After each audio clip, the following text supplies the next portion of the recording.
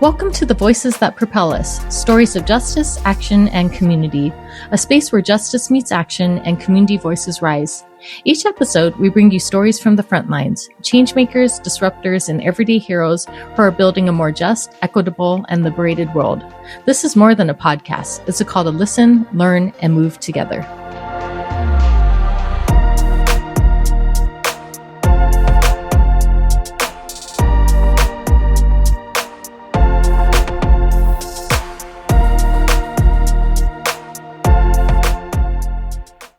You were just listening to music from the incredibly talented Stephen Kong. You can find him on Spotify and Bandcamp. Today we have with us Ken Kunken. Ken broke his neck playing football for Cornell University in 1970, leaving him almost totally paralyzed from the shoulders down. After a lengthy hospitalization, Ken returned to Cornell where he completed his undergraduate degree in engineering. Ken then earned a Master of Arts degree at Cornell in education, as well as a Master of Education degree at Columbia University in psychology. Ken became a nationally certified rehabilitation counselor. He worked for more than 2 years at Abilities, Inc., where he provided vocational and placement counseling to severely disabled individuals. Wanting to accomplish still more, Ken enrolled in Hofstra University School of Law. Ken then worked for more than 40 years as a Nassau County Assistant District Attorney, where he became a Deputy Bureau Chief.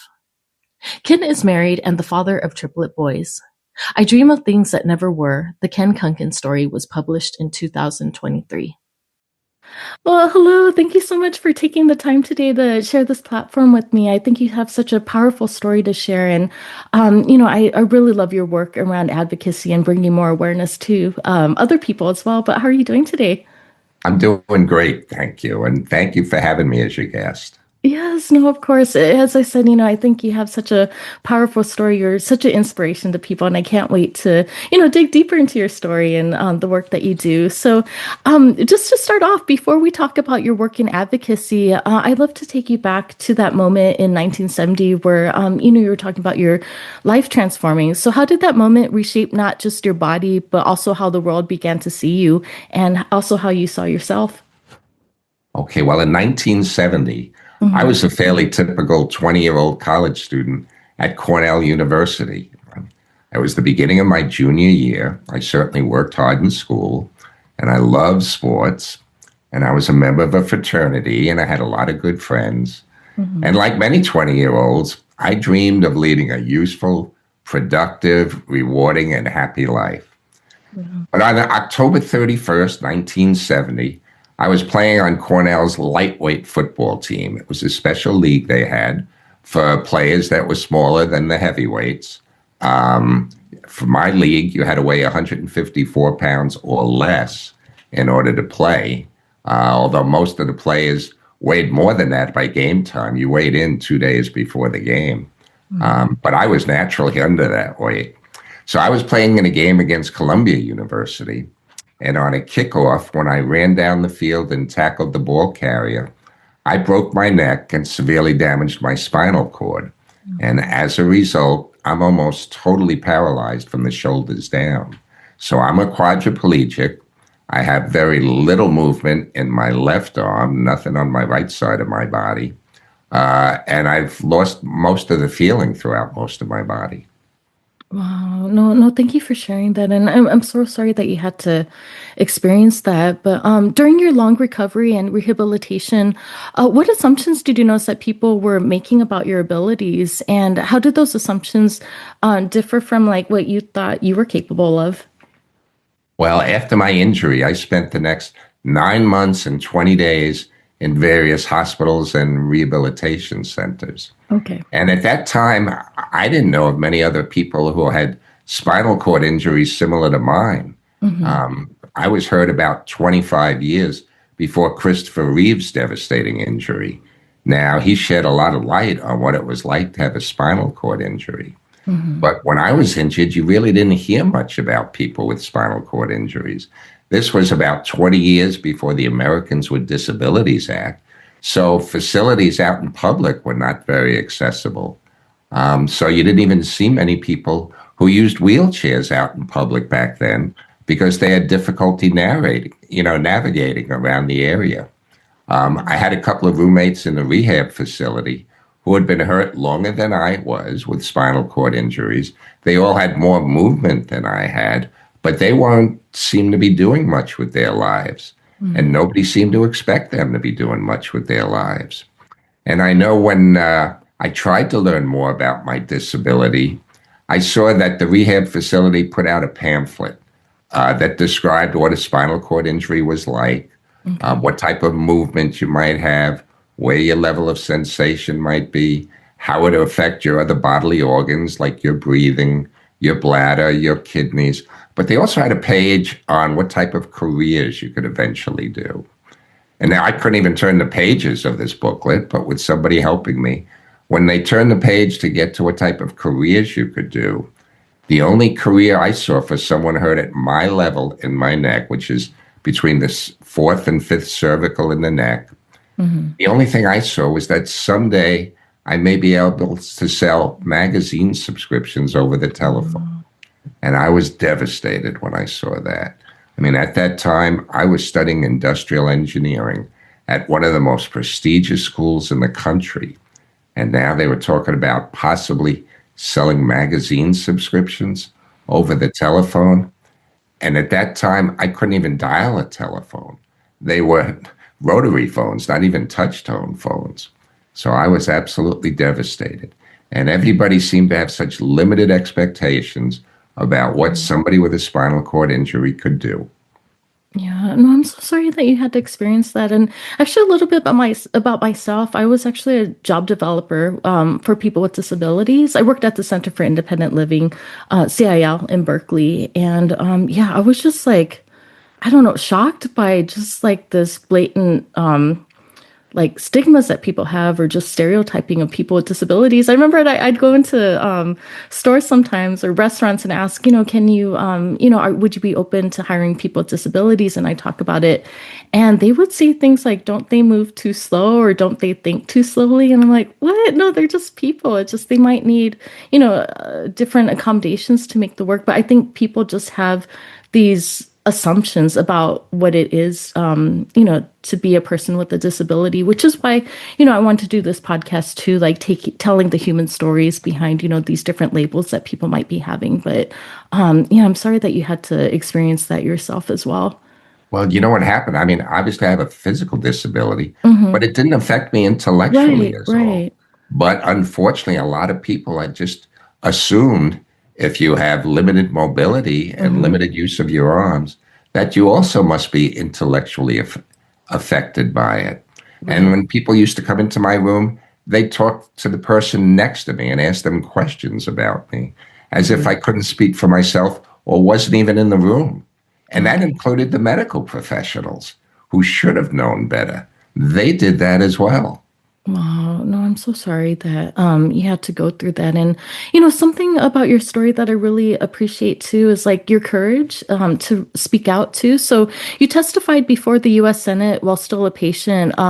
What pushed you to speak up so early, and what did this experience reveal about who gets taken seriously in this country? Well, I was very fortunate that I had a very supportive and encouraging family Okay. who kept encouraging me that while I did have a physical disability, there was still a lot I could do with my life. And they encouraged me to go back to school, continue with my education, and make something of my life. So that made a huge difference, and I was very fortunate as a result. No. Thank you. That's really beautiful. And so much of our society is wired to focus on limitations rather than potential, which we briefly spoke about. So when did you first realize that people were evaluating you based on your disability rather than your ability? Well, when I first went back to school, it was really difficult because they just didn't see people in my condition back in school at that time. Okay. I returned to Cornell after spending almost 10 months in various hospitals and rehabilitation centers. And when I went back there, the campus was totally inaccessible. There was not one ramp or curb cut on the entire campus.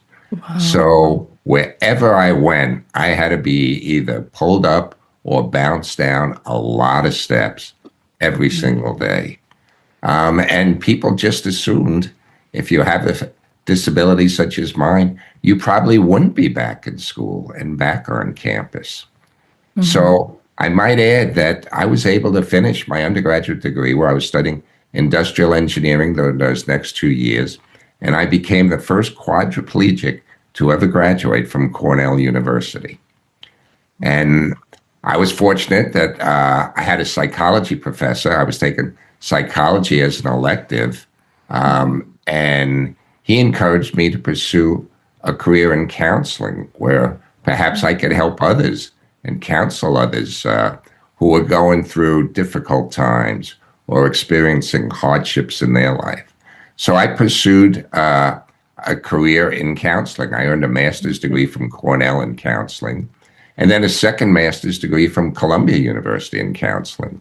And I decided to look for a job in the rehabilitation counseling field. And now that I had 2 degrees from Cornell, 1 from Columbia, 3 prestigious Ivy League degrees, 2 master's degrees, I felt I shouldn't have too much difficulty gaining employment. Well, to my dismay, Denise, no one would hire me. Oh, my goodness. Wow. I looked for a job for more than a year and sent out more than 200 resumes. And even my advisor at Columbia told me the first day, even people in the rehabilitation field probably would be hesitant to hire somebody with my condition. So when you talk about perceptions, people's perception of somebody with a disability was that you could not work, you could not do anything. Right. No, I'm just curious to know though, like, when you were talking to employers, did they say any like thing that was blatantly just like being discriminatory towards you, or did they give you reasons to why they weren't hiring you? Well, most of them didn't even give me an interview. Oh, When I wow. mailed out resumes, usually they either wouldn't respond or just basically that, I would not be a good fit for their organization.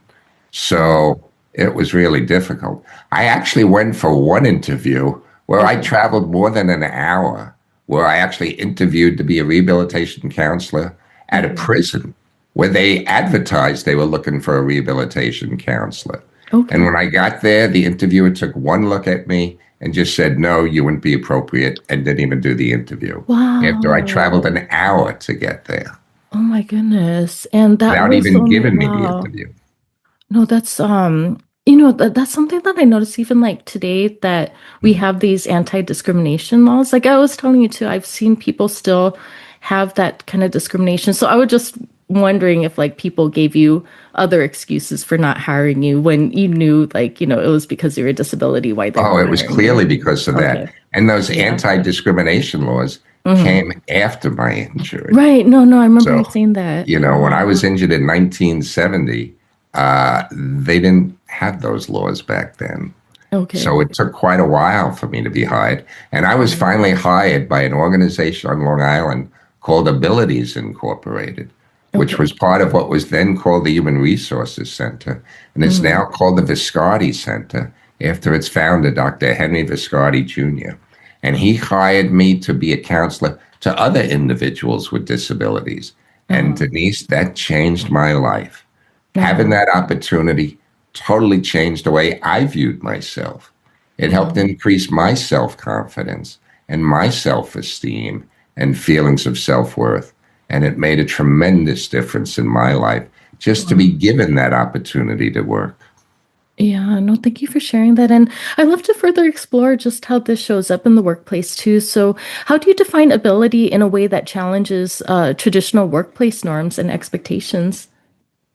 Well, all of us have certain limitations. Right. I mean, we're all usually better doing one particular task than others. And it's important to try to make the most of what your abilities are. And I particularly like the fact that Dr. Viscardi named his first organization Abilities Incorporated because he wanted employers and people to focus on a person's abilities as opposed to their disability. Right. No, I really love that. And in your experience, what harm do you think is done to individuals and to organizations when people are reduced to their disabilities instead of recognized for their skills and their contributions? People's performance often rises or falls based upon what others expect of them. Right. Expectations make a Mm-hmm. huge difference. You need to expect the best from people, and then Mm-hmm. they'll often rise to your expectations and do that. But, when people are expecting such limited things from people, a lot Right. of times you never reach your potential. So it makes it really, really difficult. And when people just assume something is just too difficult or that you can't do it, they often either don't take you seriously or won't even give you the opportunity to show what you can do. Yeah, no, I agree. Thank you for sharing that too. And, in your opinion, what are some everyday workplace practices or attitudes that unintentionally reinforce ableism? So this can be even like organizations who are really well-meaning. Well, a lot of times people make assumptions, and their Mm, assumptions are based on stereotypes. And they right, usually right. don't even give you the opportunity to Mm-hmm, show what you could do. Or mm-hmm, they limit you and place you in either low level positions, despite what your background may be. mm-hmm, And they don't give you the chance to actually shine and show what you could do. And once I was given the opportunity, it gave me the opportunity and the chance to help others. And mm-hmm. that made a huge difference in my life. You know, I might add that when I started working at Abilities, they gave me a very nice award at a presentation attended by hundreds and hundreds of people. And I Oh, remember there was an executive there from an organization that when he heard me talk, he said, I would love to hire somebody like that for my organization, just to wow. give talks, if for nothing else, to Mm-hmm, inspire people and motivate people to do more with their lives. And I might add, Denise, that mm-hmm. I later went on, left that job, went to law school, and worked as an assistant district attorney for more than 40 years on Long Island. And I Okay. was told by the person in charge of personnel that when you leave that job, they do exit interviews to find out what Okay. people like best about the job, what they thought could be improved. And I was told on a number of occasions that a number of the assistant district attorneys said the best part of their job was meeting, working with, and getting to know me. And I Wow. know the reason why they said that is they meant meeting, getting to know, and working with somebody with a severe disability. Because unless they had a relative with a disability, most people had never come in contact on a daily basis with somebody in my condition. And they Mm-hmm. felt that that helped inspire and motivate them to do a better job, to work harder, and to appreciate life better. And it made a Right. huge difference to them. And I really appreciate not only hearing that, but Mm-hmm. for people to recognize that's how most people feel when they do get the opportunity to spend time with somebody with a disability. Right. No, thank you for sharing that. And I think what you bring up is really important too. I think it's just like that human connection is really important. So as I spoke to you a little bit earlier, I was a job developer at the CIL in Berkeley. And, you know, like I was keep having these like challenges of employers not wanting to hire folks because of those assumptions and stereotypes that we've been talking about. So something that we did pull together was like a conference where we had a network between employers and meeting our consumers. Those are the people that we work with. And yeah, they did like mock interviews and workshops with them. And yeah, hopefully, I think people made some good connections after that. But yeah, I think what you're saying, I totally agree with too. I think people just need to talk with people with disabilities, get to know folks better, like really challenge and dismantle these stereotypes that people have. Right. And once they do, Right. they certainly realize we're just like they are. We Right, have the right, same hopes and dreams that they have.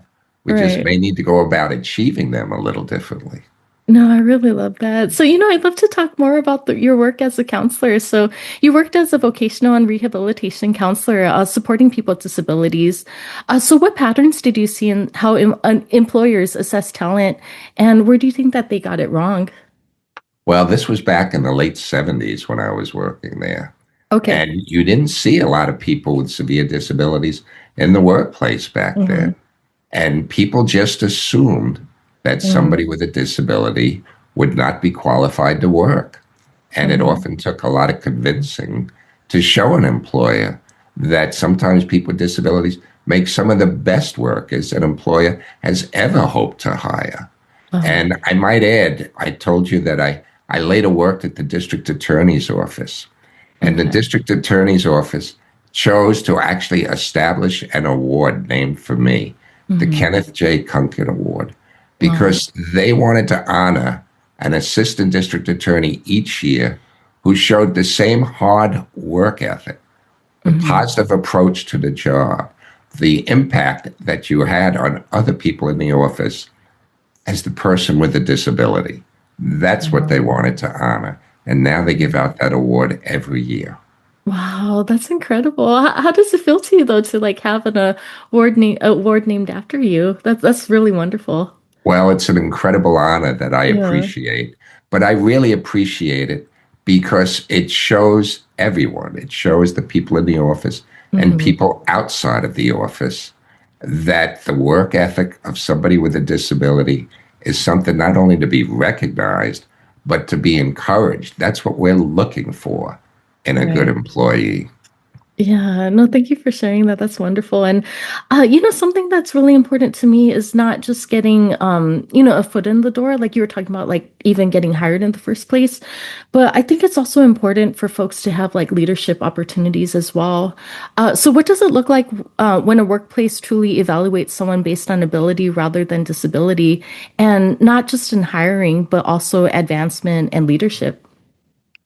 Well, it shows a lot that that Hmm. company recognizes somebody's abilities, Right. that they hire and promote people based on merit. I Yeah. might add, I was promoted a number of times in my office Hmm. of the district attorney, where I eventually became one of the deputy bureau chiefs. And I Okay. was supervising more than 25 other assistant district attorneys. So Hmm. here you had somebody with a severe disability supervising other professionals. And Right. I think that said a lot about our office. I initially thought it took a lot of guts for them to hire me Hmm. because I didn't know of another quadriplegic assistant district attorney on Long Island at the time I was hired. And I thought that showed that my employer, my district attorney, based his hiring decision on my abilities rather than my disability. And that's what Right. every employer needs to do. Yeah, no, I love that too. And I think it really goes beyond just like filling quotas as well, because I think like we were talking to like seeing people for their leadership potentials and not just seeing it as they need to hire to, fill whatever, hire a certain number of people with disabilities or, other categories. But yeah, I remember one time, like I was pretty appalled when I heard this, but I went to a store and I was talking to them, would you hire people with disabilities? We work with really amazing people. And the manager actually told me, oh, we filled our quota already. I'm like, what? You can't hire more people with disabilities. But I Right? think seeing people more like as people rather than just seeing them as like a number that they need to fill. Absolutely. And it should never be a quota. There Right. should never be a quota. No, People should exactly. focus in on the abilities. And Yeah. once they do, they're going to find there are many applicants out there that are Yeah. highly qualified, that are just looking for the opportunity to show what they Yeah. can do. No, and I think I feel conflicted about that as well when it comes to like, mandating organizations or companies to do something or filling quotas, because I feel like sometimes there needs to be that mandate to even get people into the door, though. Like, I feel like a lot of times people might ignore, certain groups of people, unless it's mandatory for them. But I agree with you too. I think that they need to look beyond the quota, but at the same time, I feel like sometimes companies or organizations need to like have that mandate to, look to hire people specifically, people with disabilities, maybe other marginalized groups. But yeah, I hope that we could get past that too, that we don't need quotas in order for people to hire folks, from marginalized communities, though. Denise, I think Uh, one of the issues now yeah, is as a result of our current administration, right, people seem to have a negative impact about right, DEI, about hmm, diversity, equity, and inclusion. And that's right, so right. wrong. I think the Uh-huh. more people recognize that that's a good thing to Hmm. hire somebody that may be a little different than you, right? To Right. include everyone, in the potential workforce. And people benefit by that. No, They I agree. benefit by people that bring differences and diversity into the workplace. And more people need to recognize that. Right. No, thank you for sharing that. And actually, that's something that's near and dear to my heart too. So I've also worked a lot with communities of color and just getting folks more opportunities too. And I've also studied a lot about affirmative action. And yeah, I don't know. I don't like when people are like, oh, you're just playing the race card or whatever. But it's like in history, how often has it been like these folks have been excluded? And I don't know. I just, even when people say like reverse discrimination, I was like, no, it's not discrimination. It's just giving folks opportunity who didn't have the opportunity before. And yeah. Absolutely. Yeah. So actually, I wanted to talk more about that. It's a perfect segue. I wanted to talk more about affirmative action as well. So you spent years speaking on non-discrimination and affirmative action. So why is compliance alone not enough when it comes to disability inclusion in the workplace? Well, oftentimes people find ways around the law. Mm-hmm. Oftentimes people try to justify a reason not to hire somebody with a Right. disability, as Mm-hmm. opposed to trying to find the best fit for their job. And Uh-huh. I think when they truly look at the best fit and truly look as a person, just as a person and not as a person with a disability, they'll Right. find more and more individuals are not only highly qualified, but make some of the best workers.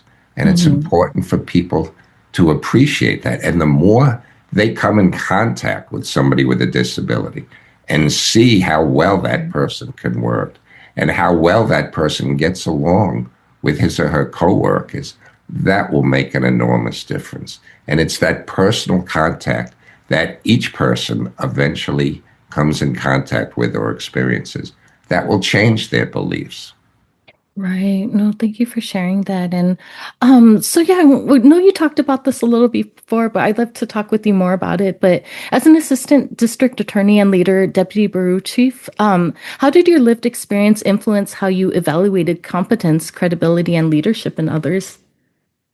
Well, first of all, it gave me the background and the experience to actually focus in on the person's work ethic, the Okay. way they approached Mm-hmm. a job, how hard they worked, that Mm-hmm. they weren't making excuses when something didn't go right. Yeah. That if there was a problem in the job, they worked hard to overcome it. And I wanted to see how well they related to other individuals who may have been a little different than them, because Mm-hmm. that reflected on the office as well as on their work. And it just makes a huge difference.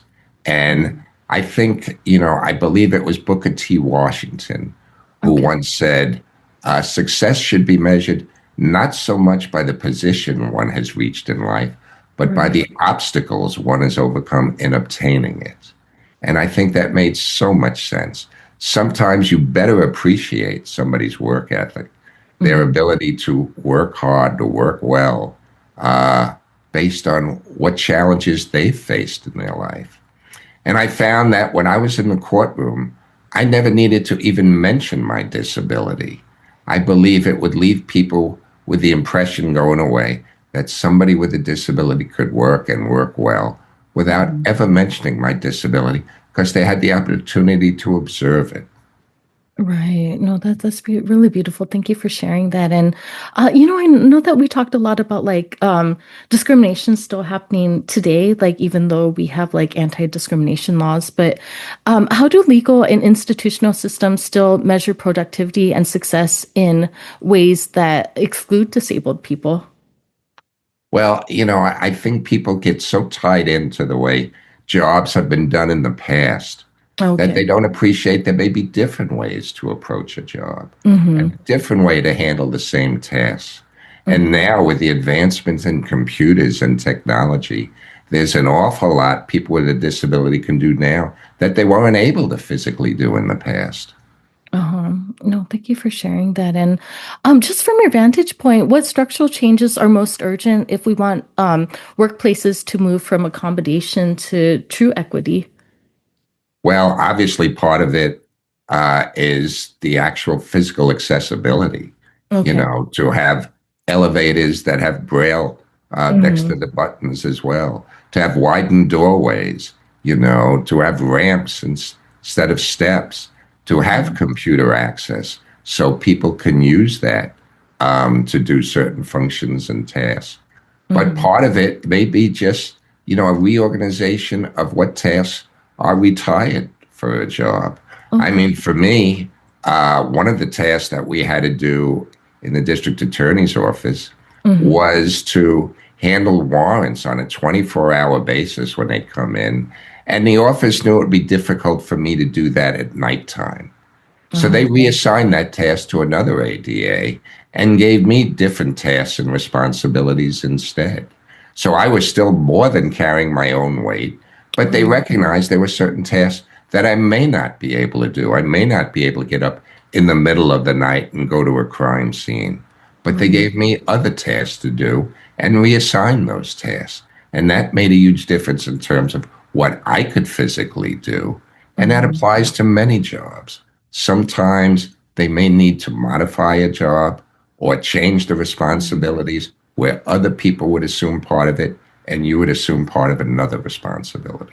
Right. No, I really love that. Thank you for sharing that. And I'd love to talk with you more about working with younger professionals. So when mentoring younger professionals, how do you help them recognize their abilities in environments that might be quick to label them or to limit them? Well, I try to show them that, they need to focus in on what their abilities are, what their interests are, and not just look about whether there's somebody with their type of disability or issues they're facing already in that particular job or workplace. Just because something has not been done before doesn't mean you cannot do it now. You need to challenge yourself.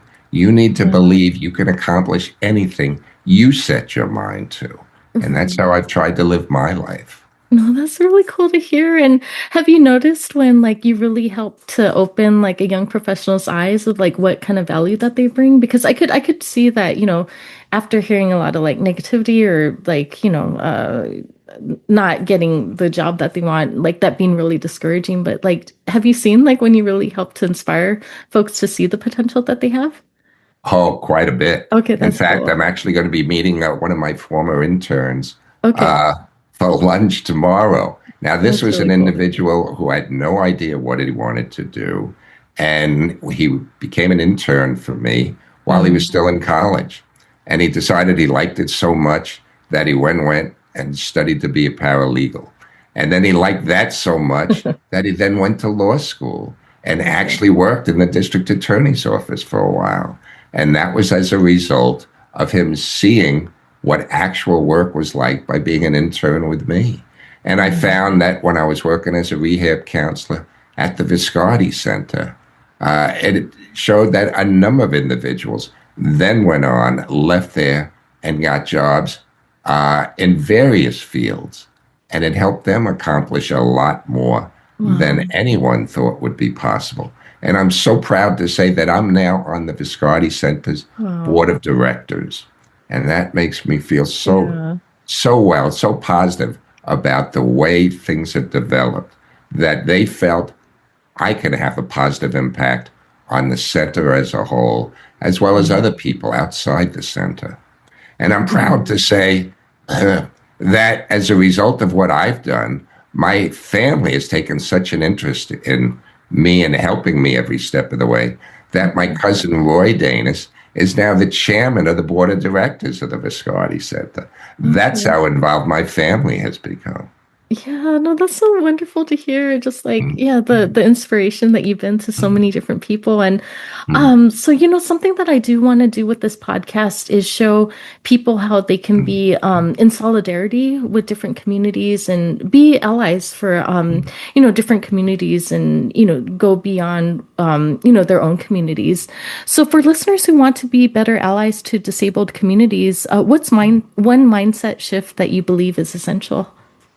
Well, one is to get out in the community and see Okay. for themselves all the opportunities that there are for somebody with a disability to take advantage of and handle, to make parks and recreation facilities accessible to people with disabilities, to include them in the community, not just in the workplace, not just now in independent living organizations, but in Mm-hmm. every activity in the community. And it's so important now for people with disabilities to be more visible in the Mm, community, to take leadership roles, to be out there, and right. take part in everyday life, and not just stay at home, but to come in contact with more and more people to show them somebody with a disability is no different than Yeah. anybody else. No, I really love that. Thank you for sharing that. And, I'd love to hear about what brings you hope right now. So, what gives you hope right now when you think about the future of disability justice and collective liberation in general? Well, let me answer that by first telling you a little bit about my personal life. Okay. Uh, I'm married.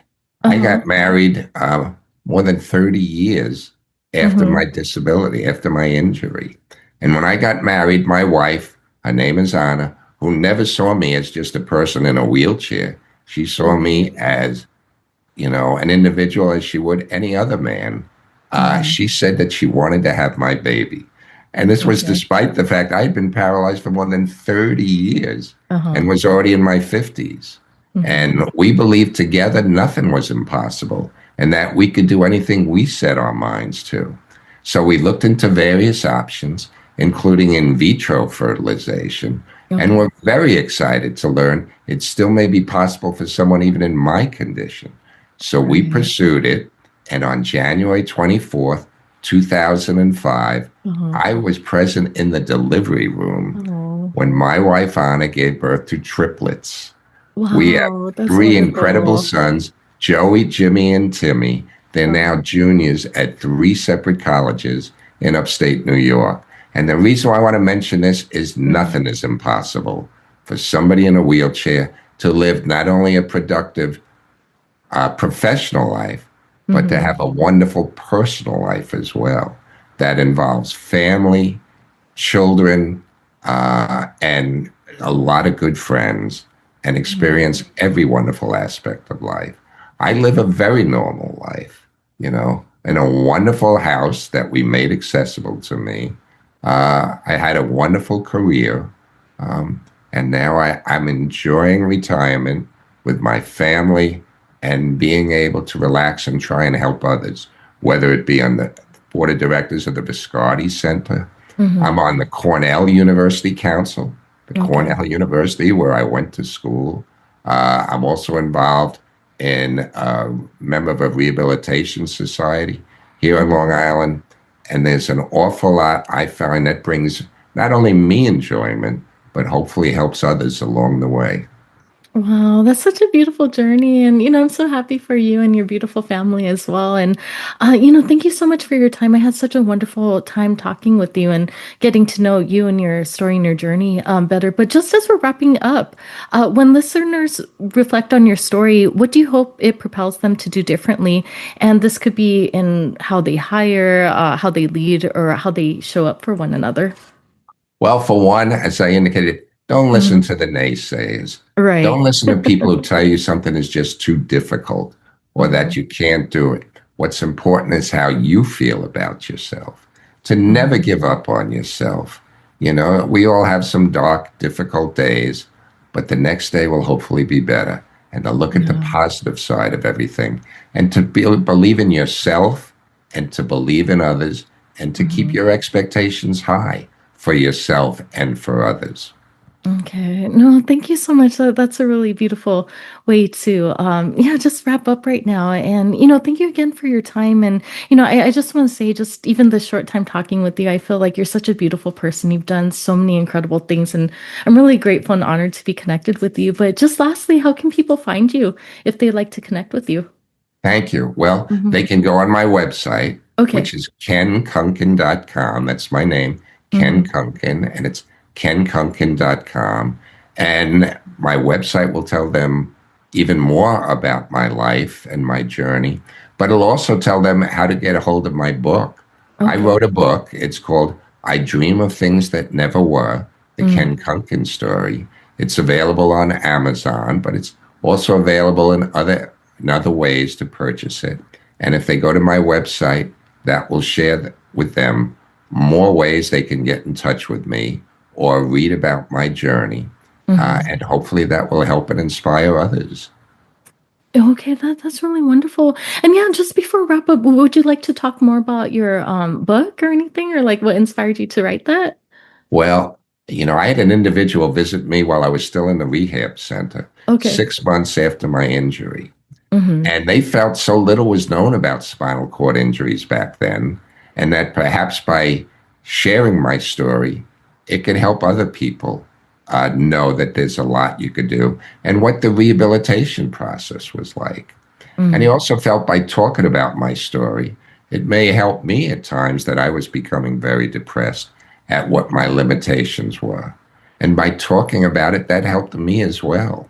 And I might add that how I got the name of my book was 6 months after my injury. I was asked to testify before a United States Health Subcommittee chaired by Senator Edward Kennedy. And 8 days after my testimony, Senator Kennedy sent me a glass paperweight in the mail that had an inscription on it that the senator said his late brother Robert Kennedy liked very much. And the inscription read, "Some men see things as they are and say why. I dream of things that never were and say why not." And that's where I got the title of my book, I Dream of Things That Never Were. Wow, I really love that. And, thank you again for your time. I had such a wonderful time talking with you, and I really wish you the best moving forward. And I hope that we could stay connected with each other too. And I hope that you have a good rest of your day. Thank you, Denise. You as well. And I would Okay. love to stay connected. Yeah, thank you. Okay, take care.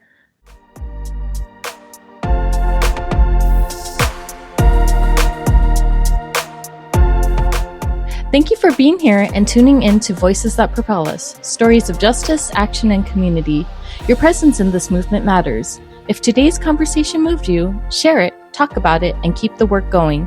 Together, we're not just imagining change, we're making it. Until next time, stay bold, stay grounded, and stay in the fight.